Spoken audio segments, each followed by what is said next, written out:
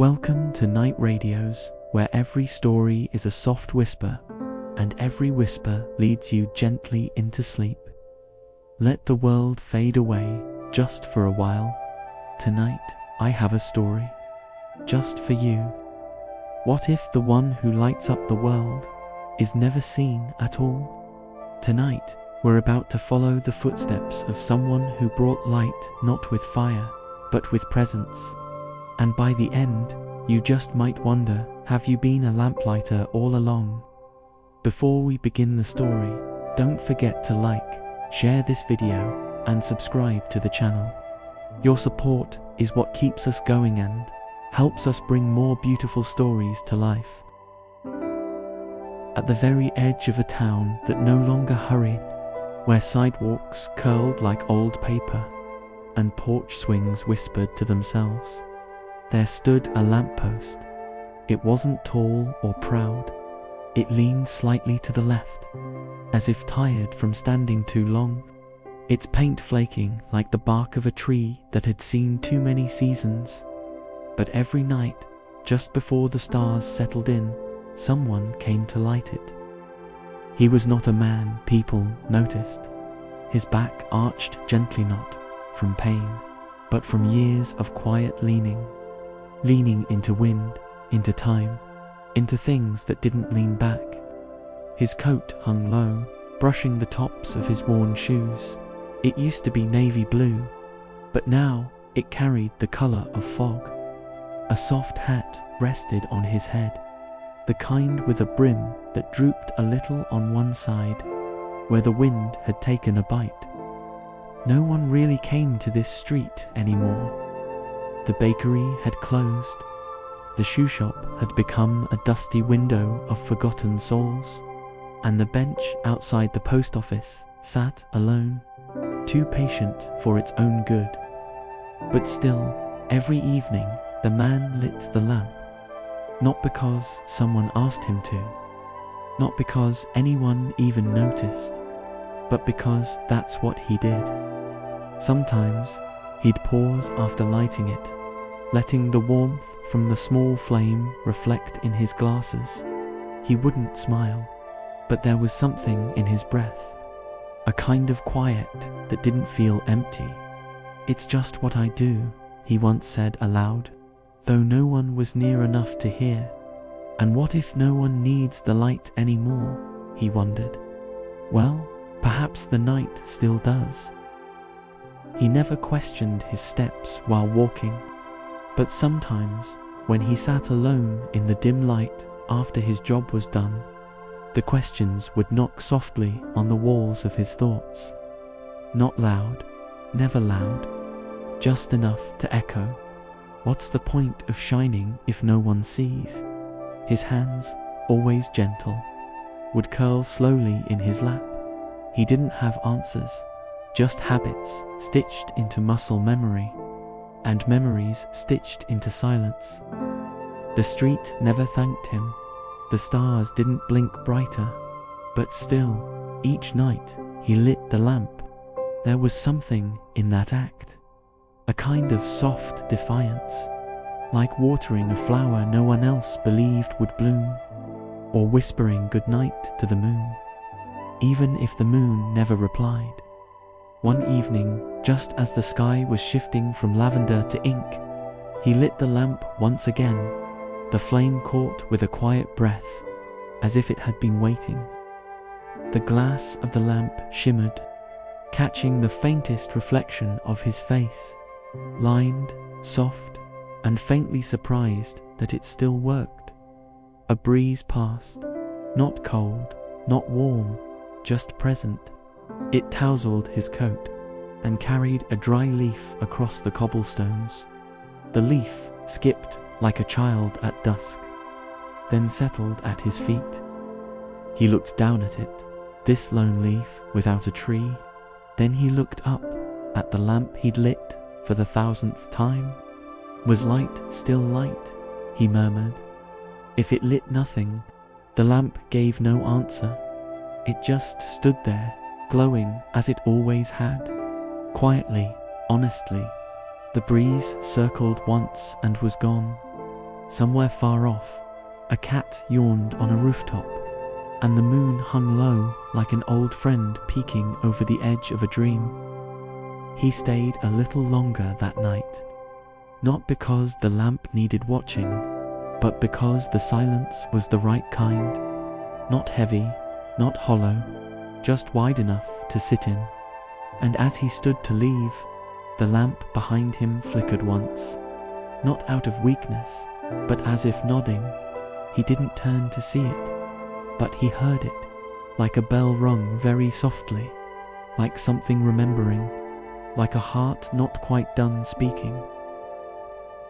The wind had been restless all evening, slipping between fence slats and under porch steps, lifting forgotten napkins and swaying the tips of chimney smoke.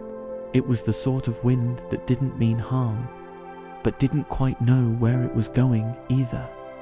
The lamplighter walked his usual path, his steps quiet, careful on the worn stone.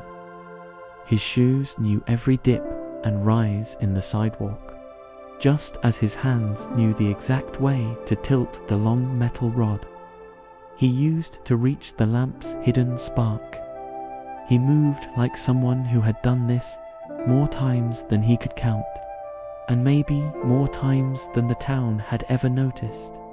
He reached the lamp, that tilted sentinel at the corner of nothing in particular, and paused. The sky was darker than usual, without stars, just a soft smear of deep blue and greyer shadows. The houses around him had long since shut their windows. Even the wind seemed to be waiting. He lifted the rod, clicked the latch, and struck the flame. Nothing. He tried again. Still nothing. No flicker. No whisper of light curling upward like it always did. No faint bloom inside the glass. Just a hollow, blank cold, where warmth should have been. His hand stayed in the air, a little longer than needed, as if willing the light to reconsider. Then he lowered the rod slowly, holding it at his side. Like an umbrella on a day without rain, he looked up into the empty glass. The lamp stared back at him, silent and unbothered. He tried once more. Still, no spark. The wind brushed past again, more firmly now, tugging at the hem of his coat. A layer of mist had begun to settle along the ground, curling around his shoes, like a quiet question. He stepped back and blinked. Once, then again. There had never been a night when the lamp didn't catch flame. Not once. Not in the rain. Not in the snow. Not in the stillness of summer. When everything else stood completely still, he wasn't worried about the lamp itself. Things stopped working all the time. What he couldn't quite settle inside himself was the way his chest felt, like someone had gently moved something out of place and hadn't put it back. He stared at the lamppost, standing tall but hollow, and whispered into the night, "If the light is gone, what's left of the one who lit it?" It wasn't a question for the lamp, or the wind, or even the quiet sky. It was the kind of question that wrapped around the edges of your ribs and stayed there, warm and aching. The mist thickened. It slipped over doorsteps and rose slowly to his knees. He didn't like the way it blurred the street, as if the world around him was becoming less certain, less solid. He stood still for a moment, holding on to the silence, like the last line of a forgotten song. Then he did something he hadn't done in years. He walked away, not back to the little bench he usually sat on, not toward home, wherever that was. He walked forward, past the lamp, past the edge of routine, into the mist. His feet moved on their own, like they had been waiting for this detour. He didn't know where he was going, not really, but somewhere inside him, just beneath the place where his doubts curled up, he had a thought. Maybe, just maybe, the light had wandered off lonely too. And if the light was out there somewhere, searching for something or someone, it only felt right that the one who lit it should go looking. The wind followed him, whispering low. The mist didn't stop him. It opened gently, like a curtain parting, as if the world ahead had been expecting him. He passed empty fences and trees whose branches reached out like tired arms. The stones beneath his feet were slick with dew, and his shadow, stretched by the moonlight, seemed longer than it had ever been. It trailed behind him, like a soft ribbon unraveling, dark and thoughtful. And as he kept walking, not fast, not slow, just steady, his shadow slid over puddles and steps and bricks, like it too had something to say. He didn't look back. He didn't need to, because behind him, the lamp no longer glowed, and ahead of him, the night was waiting to be found. He followed the mist, though it didn't behave like regular fog. It moved around him like old breath, not quite cold, but not warm either, and it seemed to know he was there. Each step took him somewhere softer, quieter. The stones underfoot gave way to a dirt path, laced with brittle leaves, the kind that didn't crunch, but sighed when stepped on. The trees grew taller here, thin-limbed, white-skinned, like they had once been lit from within, and had slowly let the light go. Their branches reached out without urgency, curving gently as if cradling the fog. There was no sound, except the occasional hush of a breeze that barely touched his coat. And then, through the hush, he saw her. She was sitting on a bench that had mostly been claimed by moss. It slouched in the middle, worn from years of patient waiting. The woman who sat there looked like she had been part of the place, longer than the bench itself. She wore layers upon layers of soft grey fabric, none of which looked particularly new, but all of which looked warm. Her hands moved with a rhythm, too slow to be hurried, and too steady to be unsure. She was knitting, but the yarn was not yarn, not really. It floated as it looped, thin streams of smoke, and curlings of wind, strands of something, more memory than thread.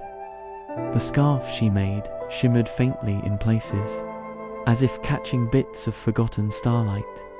He stopped a respectful distance away, unsure whether to speak.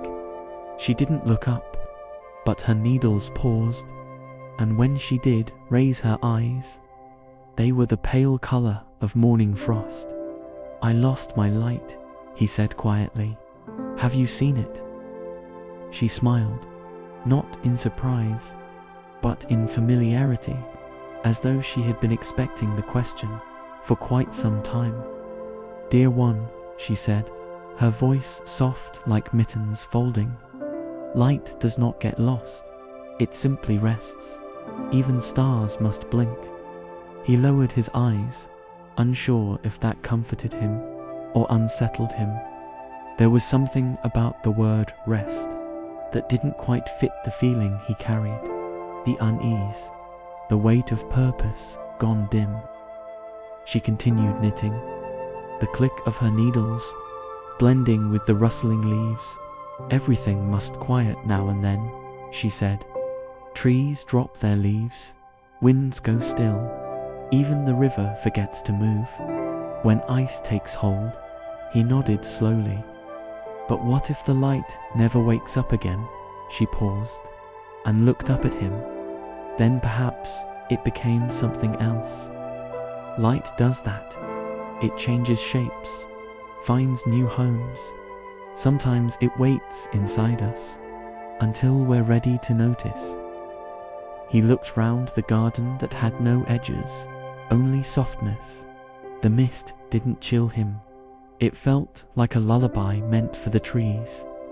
He let out a long breath and didn't mind that it came out in a visible cloud. It looked like it belonged here. Another piece of the knitting. "There is no shame in stillness," she added gently. "Even the brightest things must sometimes grow quiet to glow again." The words settled into him, not sharply, not fast. They floated down like snow, slow, deliberate, weightless, until they gathered into something real. She lifted the scarf from her lap. It was longer than he thought, more delicate than he'd guessed. She stood, smaller than he expected, and walked toward him with careful steps. Without asking, she wrapped the scarf around his shoulders. It was lighter than wool, and heavier than thought. It carried a warmth that didn't burn, but stayed, not loud, not proud, just present.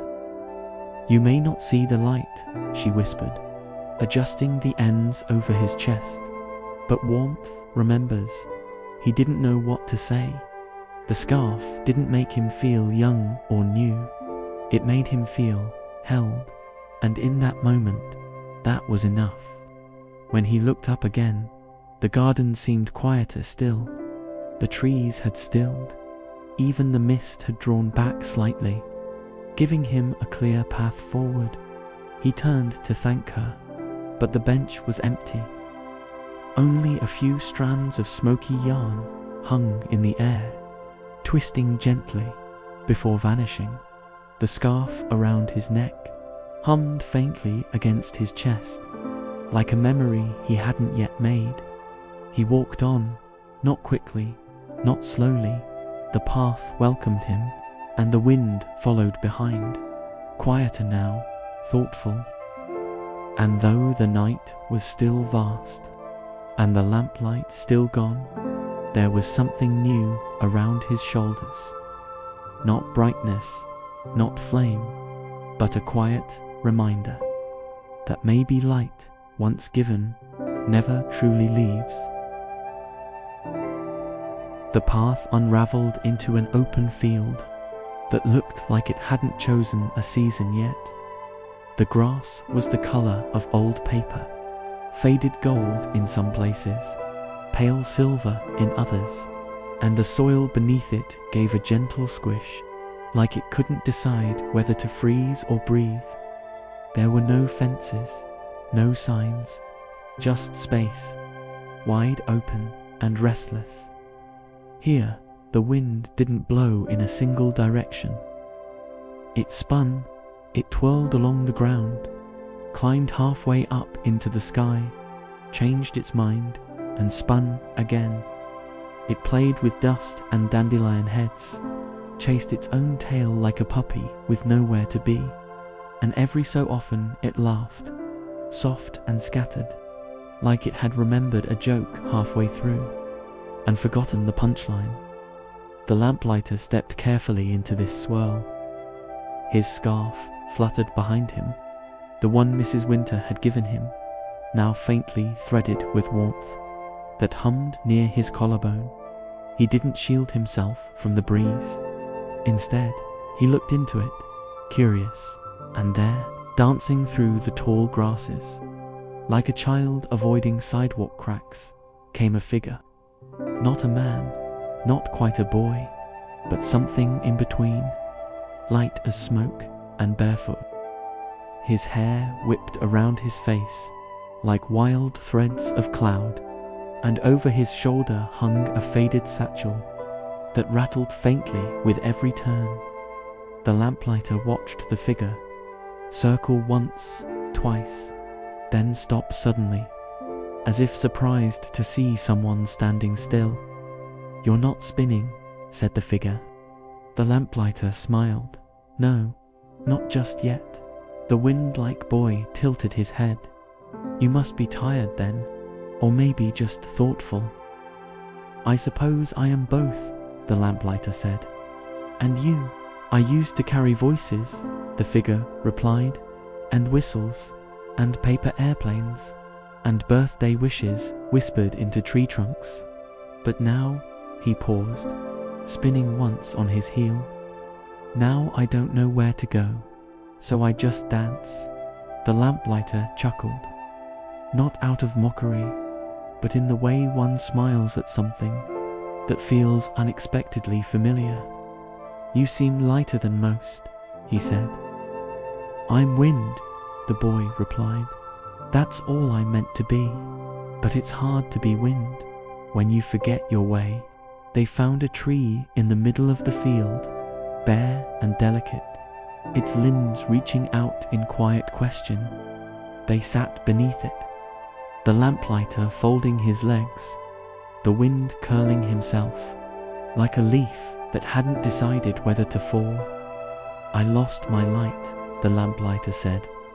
The wind looked at him, with eyes the color of late afternoon sky. Was it big? No, he said, but it was enough. They sat there for a while. The lamplighter shared stories of the lamp he used to light, of its steady glow, and the comfort it brought, even when no one seemed to notice.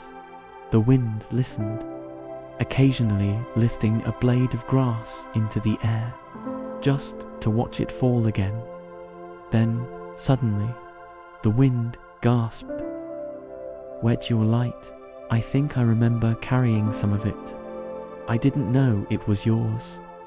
The lamplighter turned to him. I took it, without asking. The wind continued, almost sheepishly. Just a little. But I remember it. I remember it floating into a quiet pond one night, making the fish swim slower. I remember it brushing across a feather on someone's windowsill. And I remember it landing softly on a child's eyelid right before sleep. He paused. It was a kind of light, the kind that didn't ask to be remembered. The lamplighter looked out, across the open space, where the grass shivered like skin. I didn't think it would travel that far. Light doesn't stay where it's lit, said the wind, now serious. It travels. Sometimes it travels further than you ever dreamt. There was silence after that, but it wasn't the kind that asks for filling. It was the kind that holds you for a while and lets you feel. After a few moments, the wind reached into his satchel and pulled out something small, cupped gently in both hands. It was a feather, pale and luminous, as if it had once belonged to a bird that flew only in moonlight. I've kept this, he said, placing it into the lamplighter's open palm. I didn't know why, but now I do. The lamplighter held it carefully. It was warm, not hot, not bright, but warm, like something remembered by the heart. Thank you, he said, voice low. You may not know where your light has gone, the wind said, standing again, but that doesn't mean it's lost. The lamplighter nodded. There were no grand gestures, no closing words. The wind simply spun once more, then vanished into the wide field, scattering the tall grass behind him like laughter on the loose. The lamplighter stood. He tucked the feather gently into his coat pocket, its glow peeking faintly through the fabric. As he walked forward, the air shifted, not in a dramatic way, but with the steady rhythm of a page turning. His scarf fluttered. His coat danced lightly around his knees, and in his hand, just for a moment, the feather caught the moonlight and glowed. The road curved gently, as if the earth itself had once leaned into a yawn and never quite straightened back. The lamplighter followed it, his footsteps slow and unhurried, letting the path decide how far he should go. His coat whispered at his ankles with each step, and the scarf from Mrs. Winter clung softly to the hollow of his neck. In his pocket, the feather from the wandering wind sat like a warm secret. Up ahead, the space opened into an old square, one of those places built for gathering, but long since abandoned by voices. The stones were cracked but kind, still holding the shape of shoes that hadn't passed through in years. At the center stood a tree. It was tall, taller than any tree. He remembered lighting his lamp near, its branches stretched skyward, with the lazy confidence of something that had grown for decades. Without asking permission, the trunk was wide enough to embrace, with bark weathered into patterns like the lines on an old friend's hands. He paused. There was something about the way the tree leaned slightly toward him, not threatening, not proud, just familiar. Then the tree moved, not in a grand or eerie way, just a soft tilt of its topmost limbs, a hush in the leaves, and a creak low in its trunk, like the beginning of a deep sigh. "You," said the tree, its voice rustling through its canopy, like wind through curtains. "You used to light me when I was no taller than a broomstick." The lamplighter blinked. Taken aback, "I did," the tree chuckled, the sound vibrating gently down its bark. "You did. Your lamp used to flicker just above my tip, back when I was small and shivering in the cold." He stepped closer, peering up into the woven branches. They shimmered slightly in the dusk, not from light, but from memory. "I don't remember," he said softly. "I lit so many lamps. I never imagined they lit anything more than the street below."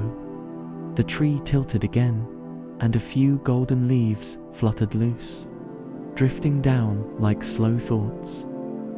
"We remember most the lights that showed up when we were small and scared," the tree said. "Yours was the first warmth I knew. You never looked at me, but your glow touched me anyway." The lamplighter felt something move in his chest, not quite a breath, not quite a sigh, but something that filled the space between. "I thought that light disappeared," he said. "It did," the tree replied, "but it left something behind." The lamplighter looked down at his hands, remembering how many nights they'd gripped the lighting pole, how often he'd walked away from a glowing lamp without a second glance. He had never stopped to think that someone or something had been watching. "I never knew I mattered to anything," he said. "You mattered to me," the tree said. "Even a forgotten light becomes part of someone else's growth." The words settled over him like soft rain. He looked up, and for a moment the leaves above shimmered in a hush of silence. Not one stirred from wind, only from meaning. Then, from a small hollow in its trunk, the tree released something. It floated down like a slow breath, catching in the air, before landing gently in his open palm. A seed, not brown, not green, but a soft shimmer of silver and gold, warm at its core. It pulsed gently, as if still remembering the light that once fell upon it. "It's yours," said the tree. "A piece of what you gave me. It's not much, but it carries everything." He held the seed carefully. It felt alive, in the quietest way. "Thank you," he whispered. "No," said the tree, "thank you for lighting a corner of the world that didn't ask for it, but needed it anyway." He tucked the seed into his pocket, beside the feather, each item now a memory that had found form. His hands rested over both for a moment, as if to keep them close, not just to his body, But to his heart, he stepped away, his footsteps soft against the stone, and the square faded behind him. The tree did not call him back, it only let the wind run gently through its branches, like a lullaby without lyrics. As he walked on, he could still hear the leaves murmuring behind him, not in farewell, but in remembering, and for the first time, he realized the light he had once given had not gone out. It had grown, it had taken root, and somewhere in the hush of old branches, it was still glowing. That night, the air thickened slowly, not like fog rising from the ground, but more like the sky itself, folding inward, forgetting how to stay open. The path that had led him this far, a winding trail of memories, whispers, and tiny gifts, began to disappear beneath a curtain of silver breath. It wasn't the kind of mist that made you feel wet. It wasn't cold or cruel, but it was heavy in the way silence can be. When you stopped trying to fill it, there was no wind now, no sound of birds or branches. The world had tucked itself in, and he was alone in the fold. The lamplighter stepped carefully. At first, he kept his direction steady, trusting his feet to remember what his eyes no longer could. But each step felt like walking into a mirror that refused to reflect, and slowly the shapes around him stopped meaning anything. The trees vanished, the stones vanished, then the ground vanished too, not beneath him, but from knowing. He could still feel it, but he couldn't describe it. Not anymore. That's when it happened. He stopped walking. He stood still for a long while, unsure whether he had paused or the world had. It was hard to tell. In a place where even shadows lost their way, then a thought crept in, quieter than breath and just as real. Maybe I never mattered. Maybe the light only mattered, and I was just holding the match. It didn't arrive like thunder. It didn't shout. It settled in his chest, like dust in a windowsill, gentle but present. He sat down, not on anything in particular. There was no stump or stone beneath him, just a sense of giving in to the heaviness, letting his knees fold, letting his shoulders drop. For the first time in all his walking, all his lighting and carrying and wondering, he cried. Not loud, not long, just one tear. It rolled down the creases of his cheek, slower than rain, and landed on the scarf, still tucked around his neck. The scarf remembered him, and the warmth in it held his sorrow like a friend who doesn't ask questions. He closed his eyes, and for a moment there was no more lamplighter, no more road, no more story, just quiet. Then something blinked. He didn't open his eyes at first. The blink had been so soft, he could have imagined it, but it came again, a tiny pulse, in the darkness, not bright, just enough to wonder about. He looked up, hovering in front of him, barely more than a flicker, was a firefly. It hovered uncertainly, like a question mark, in the shape of a glow. He tilted his head.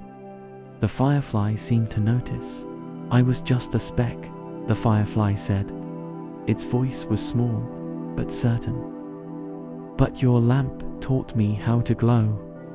The lamplighter smiled, not out of pride, not out of surprise, just a small curve in his mouth that said, maybe the world had been listening, even when it looked away. His laugh came softly, like a breath he hadn't used in a long time. Not because he had found his light again, but because He had stopped looking for it in the wrong places. The firefly buzzed gently, leaving a trail of warm hush behind it. He stood slowly, lighter than he'd felt in days. The weight in his chest hadn't disappeared. It had simply found a different place to sit. The firefly turned, bobbing through the mist, a single ember in a world of cloud, and he followed, no longer searching, just moving, not toward the light, but with it. The mist didn't leave all at once. It peeled back in quiet layers, letting a little distance show, at a time like a dream, giving way to morning. Behind him, the silence remained, but in front of him, the air began to breathe again. And though the world was still wrapped in grey and the lamp was still unlit, his heart moved with a rhythm he hadn't heard since that first night of darkness. He was not out of the mist, but the mist was no longer. Without direction, it had found one small spark to follow, and sometimes that was enough. The mist, once thick and directionless, had begun to thin, not fully, not clearly, but just enough to let the faintest path appear ahead. The firefly still hovered in front of him, its glow steady and small, like a promise, being kept in whispers. The lamplighter followed, not because he knew where it was leading, but because he trusted things that glowed without needing to be bright. They climbed gently uphill. The earth rose in a way that didn't feel like effort, more like being carried by the rhythm of your own heartbeat. There were no trees here, no signs, only a slope that curved into the sky, and at its crest, something different waited. Not a person, not a place, but a sound. It arrived slowly, like steam curling from a cup on a still morning. A melody, so soft it seemed unsure of itself, tiptoed through the mist. It didn't have words, not at first, just hums and hushes that wrapped around the wind, brushing the edge of the lamplighter's ear, like a memory, trying to remember its name. He paused at the top of the hill. The firefly stopped, too. The moon had risen, behind a thin veil of clouds, lighting the ground with a silver, more dream than daylight. The grass was pale and delicate, each blade reflecting that quiet shine, like it had been waiting all night for this one glow. And in the center of the hill, sitting on a bench, worn by time and softened by moss, was a woman. Her eyes were closed, but she wasn't asleep. Her hands rested in her lap, and her hair, long and white, moved gently, even when the wind didn't. She wore a shawl that shimmered in places and disappeared in others, like it had been woven from moonlight and missing notes. She turned her head toward him, smiling before he could speak. "Are you the one who used to light the end of the street?" she asked, her voice a song that didn't need music. He hesitated, then nodded. "I did." "I never saw you," she said, tilting her head slightly, "but I knew you were there. Your light passed by my window every night. I didn't see it, but I knew it was there." He stood quietly, not sure if she wanted more from him, but she patted the space beside her, and he sat. They didn't talk for a while. The air didn't ask for a while. Around them, the moon grew higher, and the song in the wind changed from notes to meaning. He didn't know who was singing anymore, if it was her, the stars, or some thread of the world that only the quiet could hear. Then she spoke again. "Some lights are seen with the heart, not the eyes," she said. "Yours was one." He turned to her. "I never thought anyone noticed. I just lit the lamp."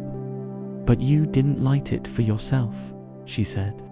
"You lit it for those passing by, even those who couldn't see, even me." His throat tightened. Not from sadness, not exactly from joy either. It was a different kind of fullness, the kind that sneaks up when someone speaks aloud, the thing you've never let yourself believe. "I always wondered," he said softly, "if the light mattered, if I mattered."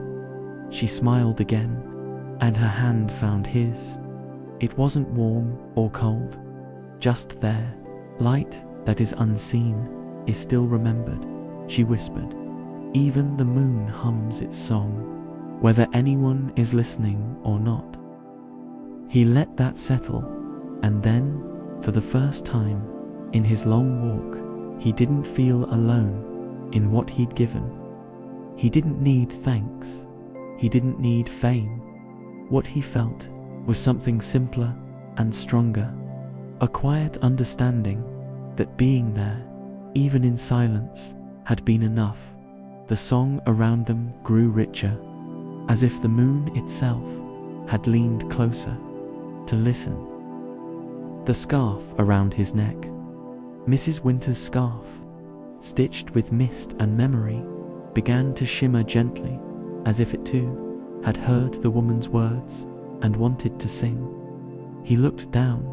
The fabric pulsed with a faint glow, not bright, not urgent, just soft and steady, like gratitude.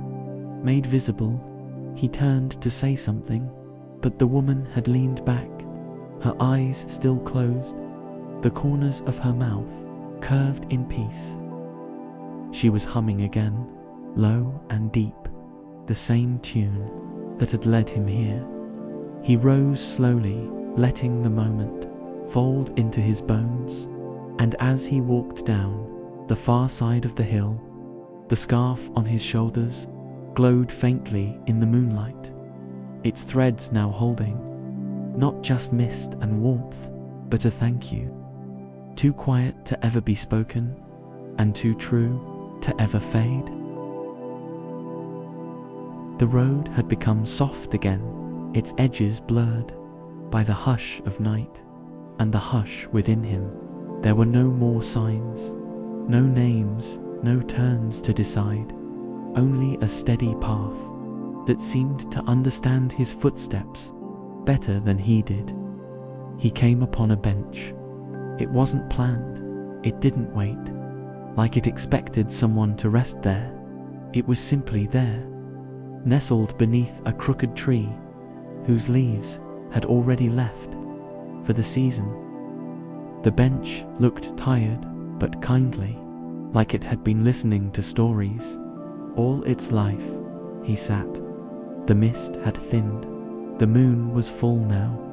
Its light stretched across the ground, like a soft blanket that no longer needed to hide. For the first time in a long while, he didn't think about the lamp.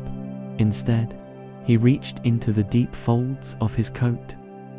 His fingers brushed against familiar things, small, quiet things that had made their way into his pocket over the days, each one given gently, without demand. He brought them out, one by one, and laid them in his palm. The feather came first. It was light, of course, impossibly so, but its stillness held the memory of movement. It had once danced in circles, carried stories, wandered through places unseen. Now it rested, its edges tinged faintly with a glow. That was more memory than light. Then came the seed. It looked simple, but something inside pulsed, softly, like a sleeping heartbeat. It had been born from a tree that remembered his kindness, shaped by roots that once trembled under his glow. And finally, the spark. It was no longer a flame. Not really. Just a dot of warmth, nestled in a curve of ash. The kind that hums only when you believe in it. The firefly had left it without words, and yet it had spoken. More than most things that shine, he held all three in his palm, their edges catching the moonlight, in small, quiet ways. They didn't glow like stars, they didn't hum with magic, but he did, because each one, each simple, passing gift, carried a moment when someone or something had seen his light. He smiled. Maybe he had never just been lighting a lamp. Maybe, without knowing it, he'd been planting stars. Not the kind that sit in the sky, but the kind that stay in people, in trees, in the air that remembers being warmed. He pulled the scarf from around his neck, still soft, still cool from the night, and folded the feather, the seed, and the spark into its center.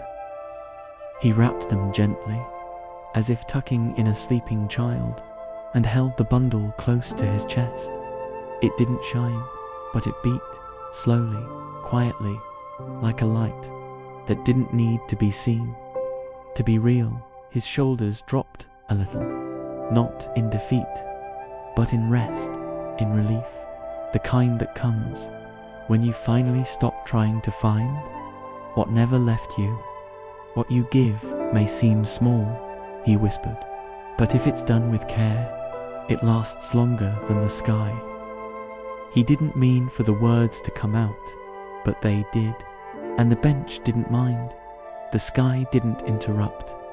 The night just listened. After a while, he stood. The scarf now rested inside his coat, pressed against his heart, like a memory he'd chosen to keep. He looked up. The moon had shifted just slightly, and in the corner of the sky, where it hadn't been before, something flickered. A new star, not bright, not bold, but there, he smiled again, softer this time, because maybe, just maybe, it hadn't come from above. Maybe it had come from within. Maybe it had always been there, just waiting for him to see it. The road home was quiet, not empty, not lifeless, just quiet. In that way, only places you've left behind can be. The kind of quiet that carries your footsteps in it before you arrive. The kind that listens more than it speaks. He walked slower than before, not from weariness, but from something else, something steadier. There was no urgency in his steps, no ache to chase the light anymore. His hand stayed tucked gently in his coat, fingers grazing the soft bundle of cloth that now cradled a feather, a seed, and a spark. And as he turned the last corner, the street welcomed him, not with noise, not with fanfare, but with stillness, the same stillness that had always been there, the same cracked sidewalks and leaning fences, the same worn bench with its back slanted just enough to feel like an old shoulder. But it wasn't the same, because he wasn't. He paused at the edge, letting the moment fold around him. The night air curled softly at his ankles, brushing the tops of his shoes, like a dog that hadn't forgotten its owner. The houses were sleeping, the windows were dark, but the space didn't feel empty. It felt full, like a breath held just long enough to be noticed. And at the end of the block, right where it had always been, stood the lamp post. It leaned slightly forward, just as it always had. Its paint was still chipped, the glass still clouded, but something about it felt awake. The lamplighter approached slowly. He didn't carry the pole this time. He didn't strike a match. He didn't fumble for tools. His hands were empty, except they weren't. He stood in front of the post, for a long moment, breathing in the night that had once felt too big, too dark. Now it felt familiar, honest. He reached inside his coat and pulled out the scarf, the same mist-woven cloth Mrs. Winter had given him. It was still soft, still cool, but it carried warmth now, a warmth made of memory. He unwrapped it gently, revealing the three things inside: the feather, the seed, and the spark. Each one had changed a little. The feather held a golden tint now, like it had caught the light of somewhere he hadn't yet been. The seed had begun to open, just slightly, a thin crack along its seam, showing a hint of green, like something inside had started listening. And the spark was glowing again, not loudly, but enough to be known. He held the scarf, still cradling its contents, and touched it lightly to the side of the lamppost. Not to fix it, not to reignite it, but simply to be with it. "I know now," he whispered, not expecting an answer. It was never about lighting the street. It was about being here, being present, being kind. Then something happened. No click, no burst. Just a soft sound, like a sigh released. After years of being held in, the lamppost blinked once, and then it glowed, not bright, but warm, gentle, a light that didn't need to announce itself, because it already knew it belonged. The lamplighter stepped back. Around him, nothing had changed, and yet everything had. The air felt a few degrees softer. The ground beneath his shoes steadied, as if recognizing him. The wind curled around his shoulders, not to push, not to pull, but to rest. He looked up at the lamp. It glowed steady now, not for the town, not for the night, but for him. No one saw it happen. No one needed to, because the street didn't need witnesses. It needed care, and now it had been given. He walked to the base of the post and sat down slowly, letting his back press lightly against the cool metal. He didn't feel like a guardian anymore, or a guide, or even someone with a job to do. He felt like a companion to the light, to the night, to the quiet, waiting places that never stopped hoping. He tilted his head, looking up into the glow above him, not searching, just being. And in the hush that followed, the lamppost hummed, low and soft, like a song without words. Not a welcome, not a goodbye, just a knowing, and that, somehow, was more than enough. It was late, the kind of late when even the wind forgets to wander. The sky had deepened into its final blue, the one that leans just shy of black. The houses around the street held their breath behind drawn curtains. Even the trees seemed quieter, their branches resting. Instead of reaching, the lamppost stood steady, casting its gentle glow across the sidewalk, like a shawl laid over tired shoulders.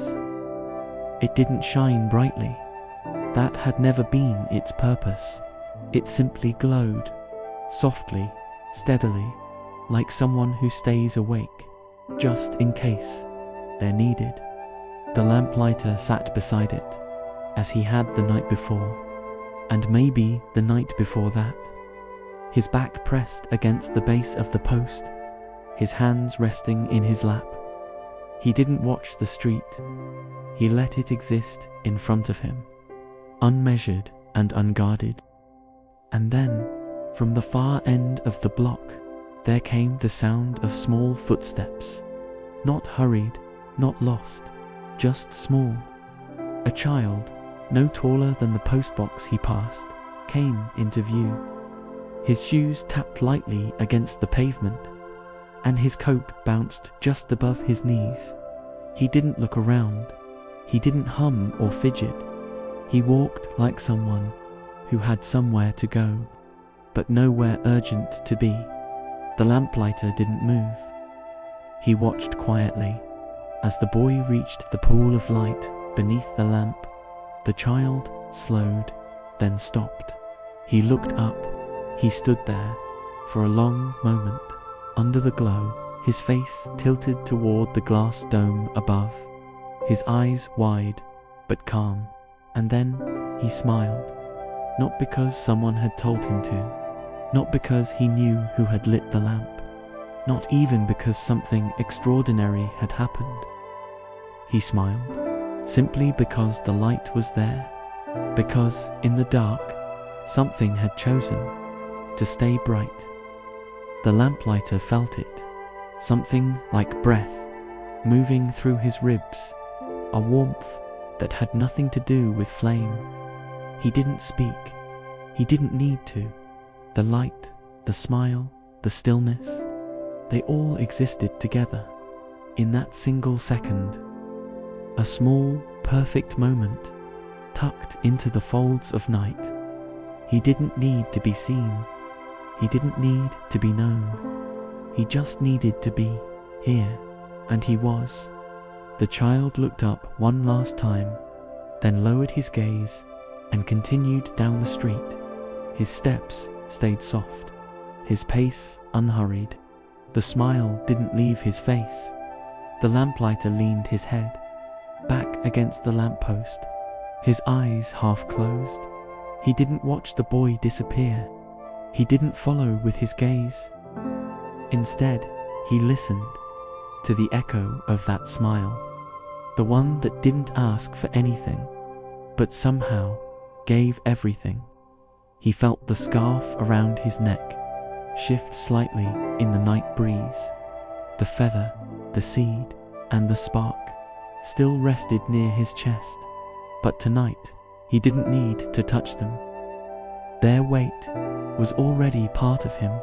Sometimes, he realized, you don't need a crowd to know your light has meaning. Sometimes, one heart noticing is enough. Sometimes, the smallest lights guide the biggest hearts. He closed his eyes, letting the hum of the lamp settle around him like a blanket, and while the child's footsteps faded into the distance, the glow remained. So did the bench, so did the quiet, so did he. The light burned on, not brighter, not louder, but fuller, and for the first time in a long time, the night no longer felt like it belonged to shadows.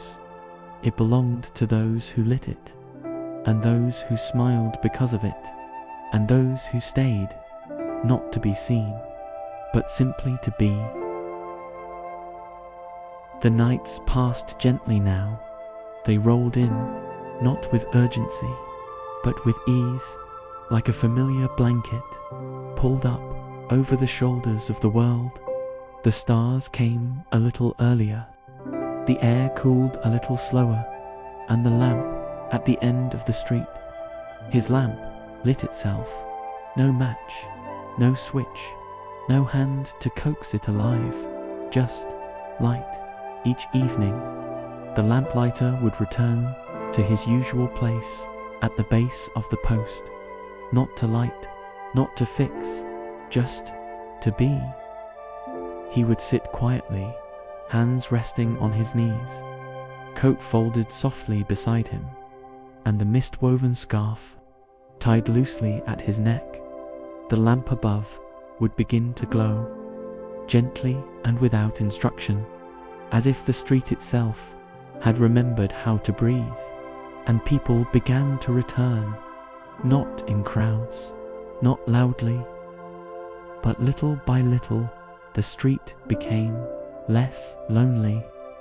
A woman passed, carrying a basket of apples, the skin of the fruit, catching the lamplight with a shine like morning dew. The postman came next, his satchel swaying with letters and paper dreams, and though his boots clacked loudly on the pavement, he always paused beneath the glow for just a second longer than he needed to. Then came the girl, small, with braids and paper flowers folded between her fingers. She skipped beneath the light, lifting the flowers to catch its warmth, as though trying to dry them with hope. None of them asked where the light came from. None of them questioned why it stayed. They didn't need to. They simply smiled as they passed. The kind of smile that doesn't expect anything in return.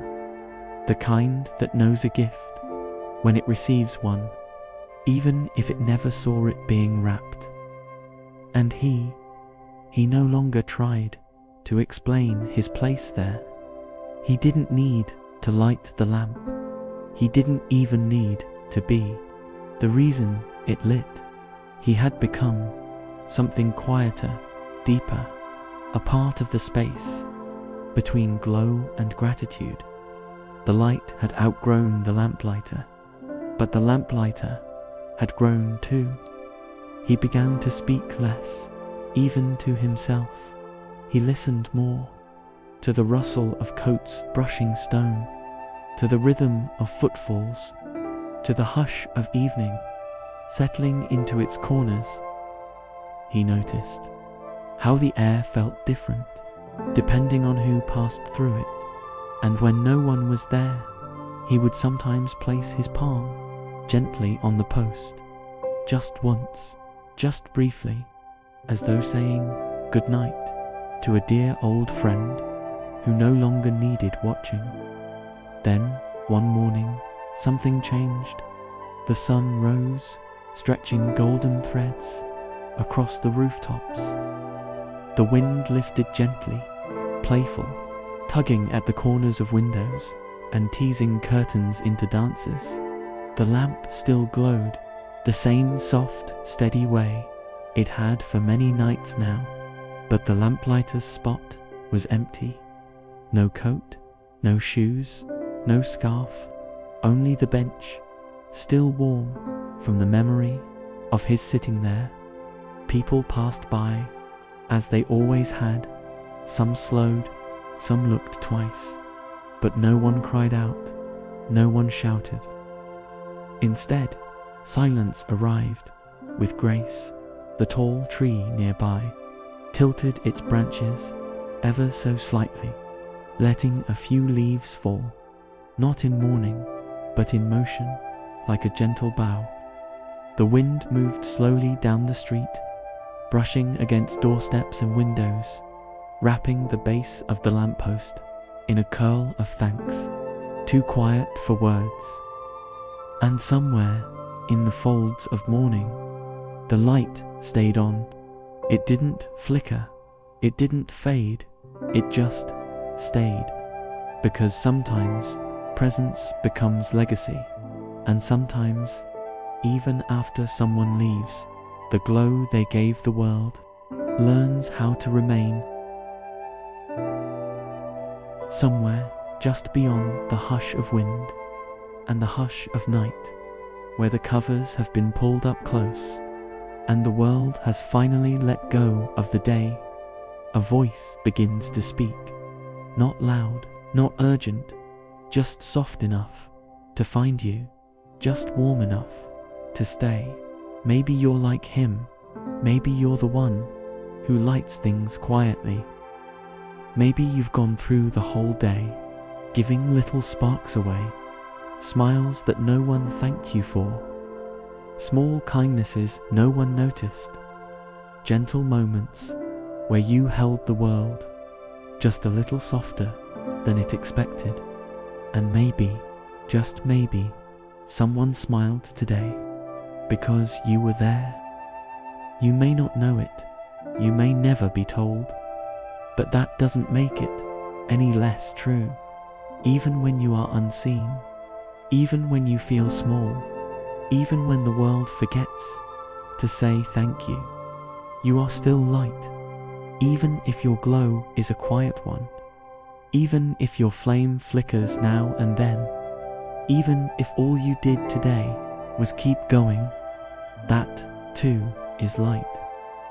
And when the day is done and all lamps dim, you may rest, knowing you glowed, not because someone told you to, not because it was expected, but because it's who you are, you who carries light in your laughter, in your listening, in the way you stay, even when no one is watching, you who shows up, who loves quietly, who cares in corners no spotlight ever reaches. You little light. So now let the night hold you. Let your heart slow, your breath soften. Let the weight fall away, not all at once, but gently, like a leaf letting go of a branch. It's held all season long. Close your eyes, you've done enough. You've been enough, and the world is a little warmer tonight because of you. Even now, the sky leans closer to listen.